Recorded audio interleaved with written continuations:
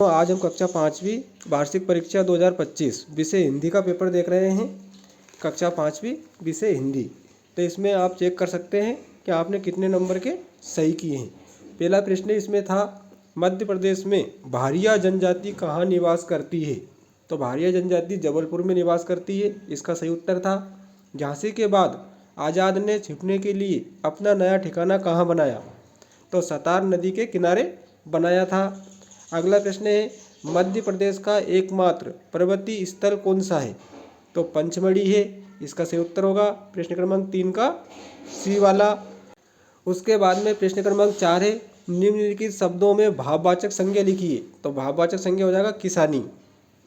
उसके बाद में 5वां प्रश्न है, का परमो धर्मा। तो का परमो धर्मा तो अहिंसा। तो बी वाला उत्तर हो जाएगा प्रश्न क्रमांक 5 का। तो प्रश्न क्रमांक 6, पथिकों को जलती दोपहर में पंक्ति में पथिक शब्द का अर्थ होगा। तो रिक्त स्थान में आ जाएगा राहगीर। पथिक का अर्थ होता है राहगीर। ईदगाह जाने के लिए सबसे ज़्यादा प्रसन्न है। 7वां है, तो 7वें रिक्त स्थान में आ जाएगा हमीद। 8वां है, ईश्वर चंद्र के पिता का नाम था। ईश्वर चंद्र के पिता का नाम विद्यासागर था। 9वां है, बादशाह अकबर ने सोचा लंका का राजा हमारा बनना चाहता है। तो बादशाह अकबर ने सोचा लंका का राजा हमारा मित्र बनना चाहता है। तो रिक्त स्थान में जाएगा मित्र। जिस शब्द में पुरुष जाति का बोध हो उसे कहते हैं। तो उसे पुल्लिंग कहते हैं। तो रिक्त स्थान में पुल्लिंग आ जाएगा। प्रश्न क्रमांक 11 है, पुष्प की अभिलाषा कविता के रचयिता कौन है। नीचे दिए गए प्रश्नों के उत्तर एक शब्द या एक वाक्य में लिखना है। तो पुष्प की अभिलाषा कविता के रचयिता कौन है। तो इसका उत्तर आ जाएगा माखनलाल चतुर्वेदी। प्रश्न क्रमांक 11 का उत्तर हो जाएगा। अगला प्रश्न है, शिवाजी ने अपना स्वराज्य किसके चरणों में समर्पित किया था। तो शिवाजी ने अपना स्वराज्य मातृभूमि के चरणों में समर्पित किया था। यह प्रश्न क्रमांक 12 का उत्तर हो जाएगा। अगला प्रश्न है, परिधान शब्द का अर्थ क्या है। तो परिधान शब्द का अर्थ होता है पोशाक या वस्त्र। तो यह प्रश्न क्रमांक 13 का उत्तर हो जाएगा। प्रश्न क्रमांक 14 है, जल या पानी के दो पर्यायवाची शब्द लिखिए। तो जल और पानी को हम क्या कहते हैं। तो नीर कहते हैं, अमृत कहते हैं, वारी कहते हैं। तो दो पर्यायवाची शब्द हो जाएंगे वारी, अमृत, नीर। तो यहाँ प्रश्न क्रमांक 14 का उत्तर हो जाएगा।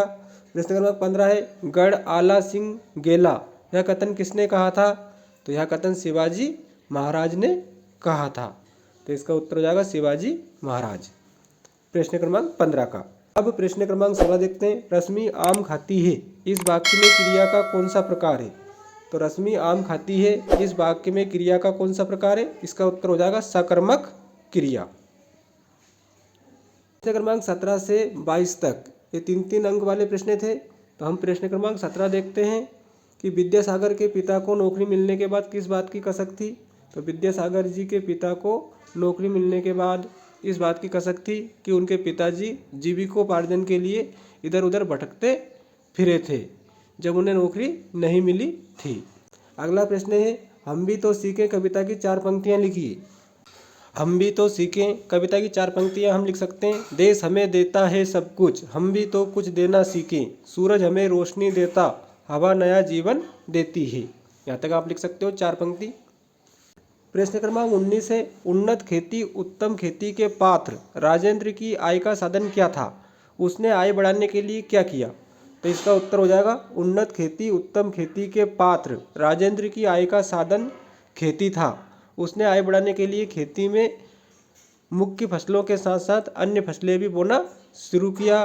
गाय भैंस भी पालने लगे और विद्युत पंप भी खोला। प्रश्न क्रमांक 20, आपके मित्र या सहेली को गर्मियों की छुट्टी में अपने यहाँ आने का निमंत्रण देने के लिए पत्र लिखिए। क्रमांक 21 में ज्योतिबा फुले को महात्मा की उपाधि क्यों दी गई। सामाजिक कार्यों में सहभागिता के कारण ज्योतिबा फुले को महात्मा की उपाधि लोगों द्वारा दी गई।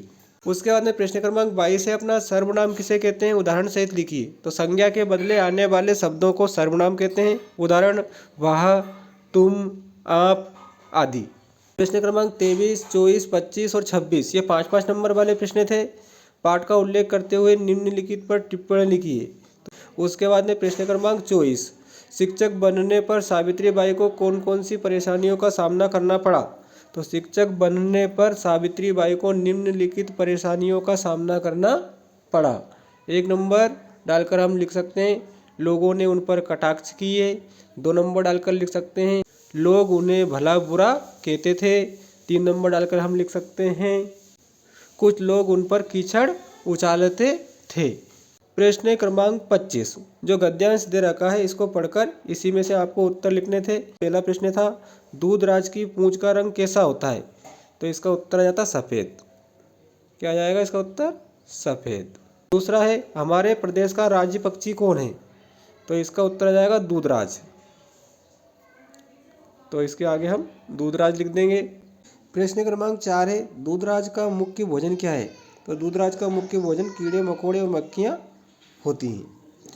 उसके बाद में प्रश्न क्रमांक 5 है दूधराज कहाँ रहना पसंद करता है? तो इसका उत्तर हो जाएगा दूधराज घने पतझड़ी वनों, बांस वनों और कम घने वनों के छायादार भागों में रहना पसंद करता है। यह 5वें प्रश्न का उत्तर हो जाएगा। और ये कीड़े मकोड़े मक्खियाँ वाला 4थे प्रश्न का उत्तर हो जाएगा। तीसरा बचा हुआ है अपना दूधराज अपना शिकार कहाँ करता है? तो दूधराज अपना शिकार हवा में उड़ते हुए करता है। प्रश्न क्रमांक 26 निम्नलिखित विषयों में से किसी एक विषय पर 5 वाक्य लिखिए। तो आपको इनमें से कोई एक निबंध लिखना था। तो मेरा विद्यालय के बारे में आप लिख सकते हो, प्रिय त्योहार। तो ये निबंध हमारे चैनल पर भी डले हुए हैं। तो आज हमने कक्षा 5वीं वार्षिक परीक्षा हिंदी का पेपर देखा। धन्यवाद।